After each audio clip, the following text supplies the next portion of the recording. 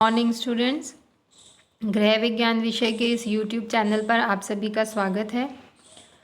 मैं doctor Jyoti Sachan, assistant professor SMM government girls college Bhilwara. आज के इस वीडियो में हम अध्ययन करने जा रहे हैं लिपिड्स के बारे में, अर्थात वसा जो होती हैं उसका हम अध्ययन करेंगे। और यह जो लिपिड्स का चैप्टर है और यह जो लिपिड्स पर बनाया गया वीडियो है, यह जो बायोकेमिस्ट्री के स्टूडेंट हैं, जो बीएससी होम साइंस में बायोकेमिस्ट्री पढ़ते हैं, साथ ही साथ साइंस के स्टूडेंट जो बायोकेमिस्ट्री का पेपर पढ़ते हैं, और साथ ही साथ जो न्यूट्रिशन के, फूड एंड न्यूट्रिशन के स्टूडेंट्स के लिए यह जो टॉपिक है यह लाभदायक है। तो लिपिड्स के पर आज हम चर्चा करेंगे कि लिपिड्स या फैट्स और ऑयल्स जो आप कंज्यूम करते हैं वे क्या होते हैं। तो सर्वप्रथम तो हम ये जान लें कि जो फैट्स एंड ऑयल आप यूज़ करते हैं वे होते क्या हैं।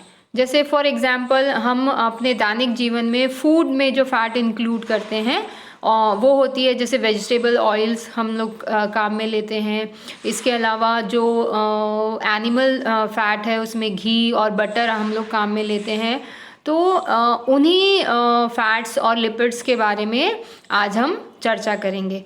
तो यह जो वीडियो है यह आपको बता रहा है कि जितने भी लिपिड्स और फैट्स अवेलेबल हैं हमारे नेचर में, उनकी केमिस्ट्री क्या है। हम ये पढ़ने वाले हैं कि फ़ैट का या लिपिड्स का कॉम्पोजिशन क्या होता है। तो जो लिपिड्स होती हैं, ये लिपिड्स जो हैं लॉन्ग चेन फैटी एसिड्स और एल्कोहल जो होते हैं, एल्कोहल के ईस्टर्स होते हैं। या हम इसको साधारण भाषा में अगर इसको परिभाषित करें तो आप इसको ऐसे समझ सकते हैं कि जो वसा होती है ये वसा वसी अम्ल और जो ग्लिसरॉल है जो एक तरह का एल्कोहल है उसके ईस्टर्स होते हैं। अर्थात इनमें ईस्टर बॉन्ड पाए जाते हैं जो वसी अम्ल और एल्कोहल को आपस में जोड़ते हैं। प्राप्ति की अगर हम बात करते हैं तो जितना भी ऑयल्स अवेलेबल हैं, जितनी फ़ैट अवेलेबल है नेचर में, और जो फूड सोर्सेस में अवेलेबल है फ़ैट, वो सभी इसी कैटेगरी के अंदर आते हैं। और प्रॉपर्टी की अगर बात की जाए तो जो फ़ैट होती है या जो लिपिड है, जिसे हिंदी में हम वसा कह रहे हैं, ये नॉन पोलर होती है और हाइड्रोफोबिक प्रॉपर्टीज़ दिखाती है। हाइड्रोफोबिक प्रॉपर्टी का मतलब होता है कि जो फैट होती है वो वाटर मॉलिक्यूल से दूर भागती है, अर्थात फैट वाटर में डिज़ोल्व नहीं होती है। फैट जो होती है ये कुछ कार्बनिक विलायक होते हैं, कुछ सॉल्वेंट हैं जिसमें ये घुलनशील होती है, जैसे क्लोरोफॉर्म, बेंजीन, ईथर। ये ऐसे कार्बनिक विलायक हैं जिसके अंदर फैट जो है वो सॉल्युबल है, और पानी के अंदर फैट अघुलनशील होती है, नॉन सॉल्युबल होती है। तो ये तो इसकी कुछ प्रॉपर्टीज़ हुई। अब इसी की कॉम्पोजिशन को आगे बढ़ाते हुए हम बात करते हैं कि जो लिपिड्स होते हैं, ये लिपिड्स जैसा कि हमने परिभाषा में देखा कि लिपिड्स जो हैं वे वसी अम्ल और अल्कोहल के ईस्टर्स होते हैं। तो इसके अंदर कार्बन, हाइड्रोजन, ऑक्सीजन तो मुख्य अवयव हैं ही। इसके अलावा कुछ लिपिड्स ऐसी होती हैं जिसमें फॉस्फोरस, नाइट्रोजन और सल्फर भी पाए जाते हैं। इसके अलावा लिपिड्स जो होते हैं वे, जिस तरह से हमने प्रोटीन और कार्बोहाइड्रेट के बारे में अध्ययन किया था कि वे एक तरह के बहुलक होते हैं या पॉलीमर्स होते हैं, तो उसमें क्या होती हैं, अमीनो एसिड्स और आपस में जुड़ती जाती हैं और लॉन्ग चेन प्रोटीन का निर्माण करती हैं। उसी तरह से कार्बोहाइड्रेट में क्या होता है, मोनोसेकेराइज्ड यूनिट्स आपस में जुड़ती जाती हैं और डिफरेंट टाइप के कार्बोहाइड्रेट जैसे ऑलिगोसेकेराइड या पॉलीसेकेराइड्स प्रकार के जो कार्बोहाइड्रेट है उनका निर्माण होता है।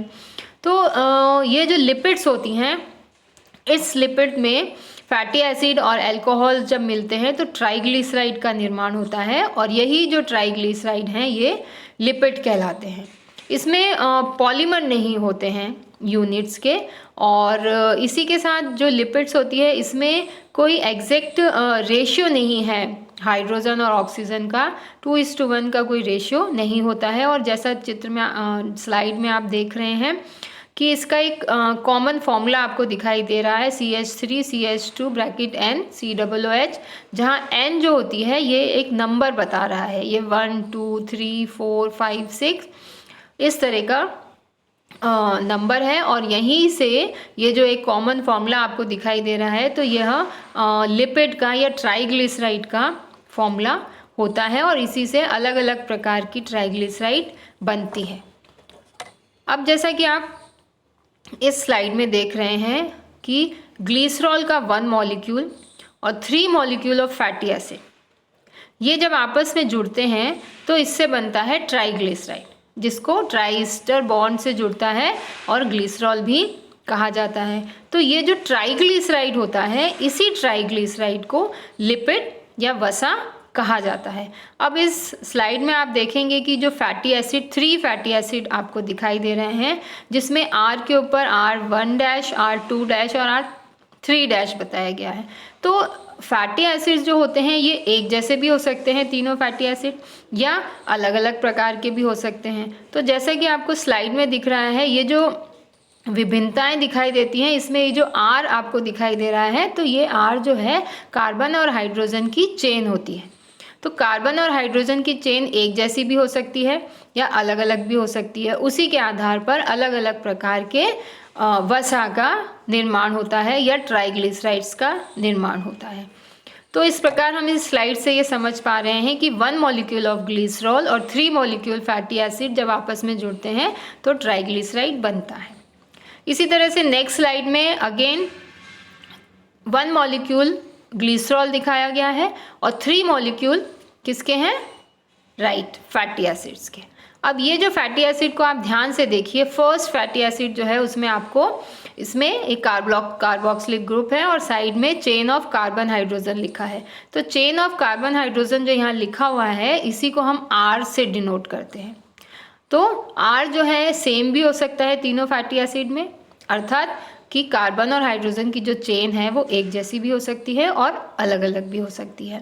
अब आप इसमें एक इम्पॉर्टेंट चीज़ देख रहे हैं जो रेड सर्कल्स में, स्क्वायर्स में दिखाया गया है कि ग्लिसरॉल का हाइड्रोजन एटम और फैटी एसिड का जो OH ग्रुप है, ये दोनों आपस में जुड़ेंगे और यहाँ से हर मॉलिक्यूल में से एक वाटर मॉलिक्यूल जो है वो रिलीज हो जाता है। तो इस प्रकार से जब ग्लिसरॉल और 3 फैटी एसिड आपस में अटैच होते हैं तो 3 मॉलिक्यूल ऑफ वाटर यहाँ से रिलीज हो रहा है और इनके बीच में जो बॉन्ड बनता है उसे हम ईस्टर बॉन्ड कहते हैं।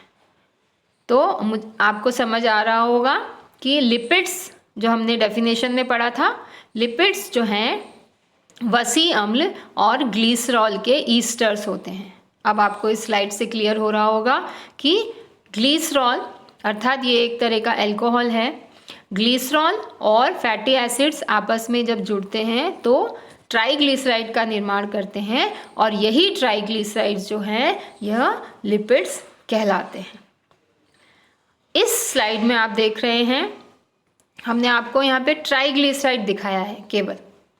इससे पहले की स्लाइड्स में आपने देखा था कि ग्लिसरॉल और फैटी एसिड जुड़े हैं आपस में और उनके जुड़ने से वाटर मॉलिक्यूल रिलीज हुआ है, और इस स्लाइड में आप देख रहे हैं कि उनके जुड़ने से वाटर मॉलिक्यूल रिलीज होने के बाद जो आपको जो यौगिक प्राप्त हुआ है वो है ट्राइग्लिसराइड, और उसमें आप देखेंगे कि 3 फैटी एसिड की चेन जुड़ी हुई है ग्लिसरॉल के 1 मॉलिक्यूल से। तो इस प्रकार ये ट्राइग्लिसराइड का निर्माण होता है और यही ट्राइग्लिसराइड जो है लिपिड या वसा कहलाती है।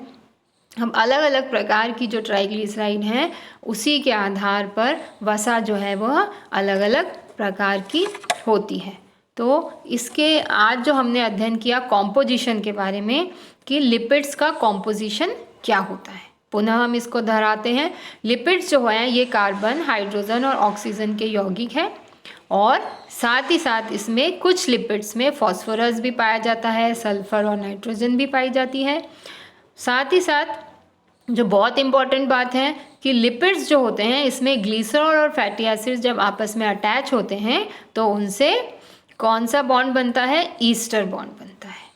तो आज हमने कॉम्पोजिशन के बारे में अध्ययन किया।